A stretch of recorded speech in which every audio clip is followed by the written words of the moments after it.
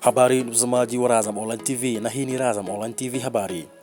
Rais wa Marekani Donald Trump ametoa kile alichokiita onyo la mwisho kwa Hamas kuwaachilia mara moja mateka wote walioko Gaza, hatua iliyokuja saa chache baada ya ikulu ya White House kuthibitisha kuwa ilikuwa ikifanya mazungumzo moja kwa moja na kundi hilo la wanamgambo.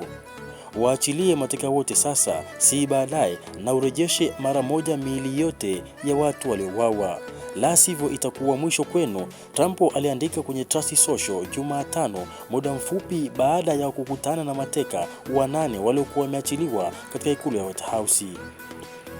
Trump aliandika kuwa ataitumia Israeli kila kitu inachohitaji ili kumaliza kazi, na akaonya kwamba hakuna mshiriki hata mmoja wa Hamas atakayekuwa salama ikiwa hamtafanya anavyosema.